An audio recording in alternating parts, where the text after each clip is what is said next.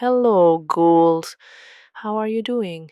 Today I'm going to talk about that one character in Ghost's lore that I both love and find super confusing. It's Sister Imperator. She's cold and mysterious as hell, and just when she starts bonding with her son, she dies.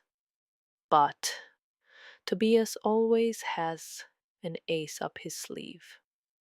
Luckily, we got comics that tell us more about her past.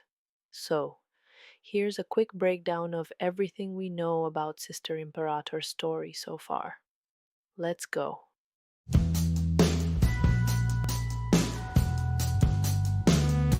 We start with a young Sister Imperator being interrogated in a jail cell. She was caught mid sacrifice, literally. Police found her about to kill a man in what looked like a ritual. She starts telling her story to the detective. We flash back to 1953. She's a little girl living in a typical American home with her mom, dad, and twin sisters.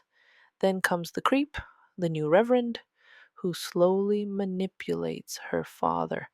Sister starts to doubt religion for the first time in her life. And things escalate fast. She sees the reverend murder her dad and stage it as a suicide.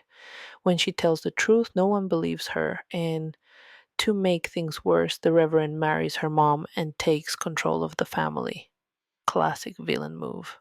And one Halloween night, Sister and her twin sister sneak out to go trick or treating, something their stepdad had strictly forbidden. But when they come back, he's waiting. That night ends in tragedy. The Reverend kills the twins and makes it look like Sister is responsible for their disappearance. This moment haunts her forever. And yeah, we can confirm that the ghosts we see in the video episodes are her murdered sisters. Heartbroken and alone, Sister runs away. She ends up in Europe, living on the road until she finds a new family, a traveling circus. There she meets Marika and her brother, a black haired boy who turns out to be Nihil. Sister starts performing in the circus with her own show. She becomes the Cannonball Girl and finally feels like she belongs. But, surprise! Someone burns down the circus. She finds a cross with the word manifesto, a sign that her stepdad is still after her.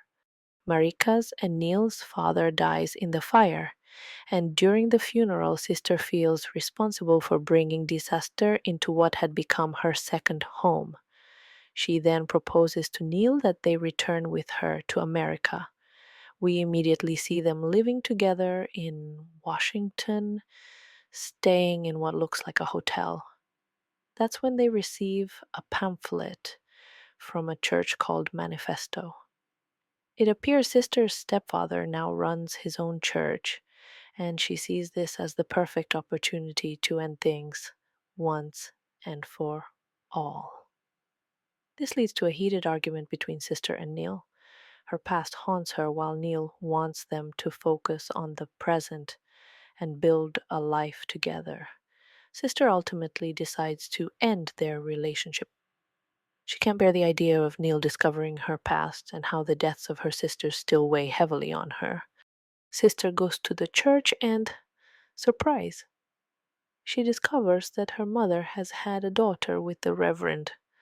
While there, a man brings in a young girl who is clearly being abused, and Sister claims her first victim. In the third issue, things start to feel familiar. We're shown the same events that play out in the Danse Macabre music video. Neil and a friend attend a party where he and Sister are reunited. But Neil's friend doesn't make it out alive. He's killed by a group of seductive vampiric women. Sister later confesses to Neil that his friend was actually a target and that he unknowingly helped deliver him into her hands. By now, Sister has taken on a special mission to eliminate cruel and sadistic men who abuse their power over women.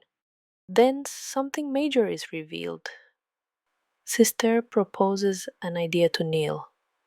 What if he became the face of a band? One that would spread her message through music. This is the moment we witness the birth of Ghost. Neil would handle the public image, while Sister focused on her hidden mission. But the relationship was far from perfect. Neil kept secrets about his affairs, and Sister never told him the full truth about her work.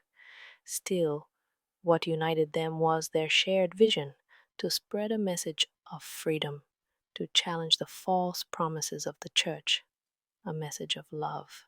Unfortunately, love wasn't enough for them to stay together.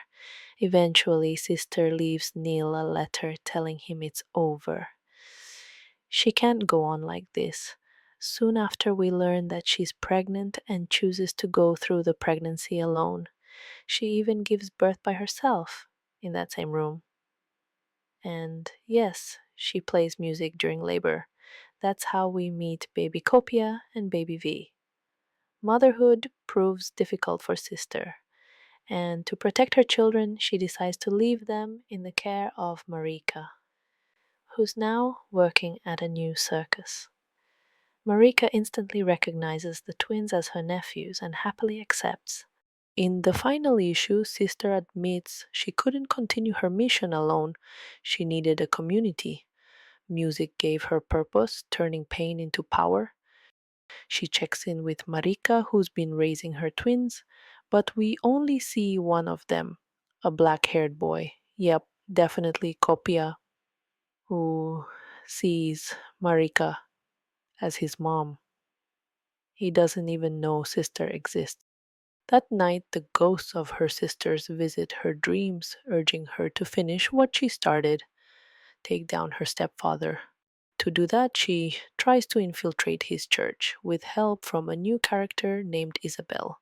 Along the way, she finds out he's had another child, but she refuses to pass her hatred onto an innocent kid, just as she hopes no one will judge her own children for her past. Meanwhile, we get a badass moment. Marika, dressed as a cop, busts Sister out of jail after she was arrested for attempting to kill her stepfather. And in the final chilling scene, we see the Reverend in a hospital bed telling his sons, "It's your empire now. Take your turn."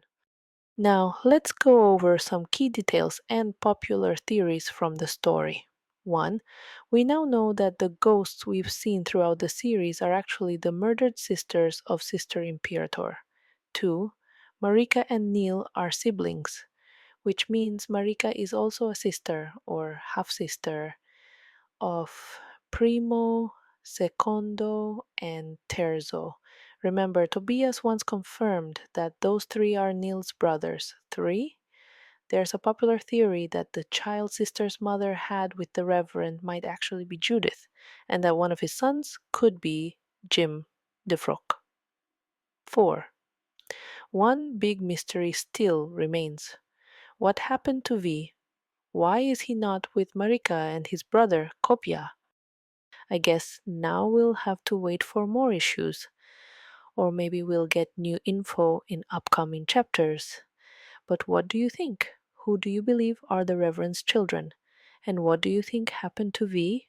Let me know in the comments. And don't forget to subscribe for more ghost content. And remember, Go live your lives, goddammit.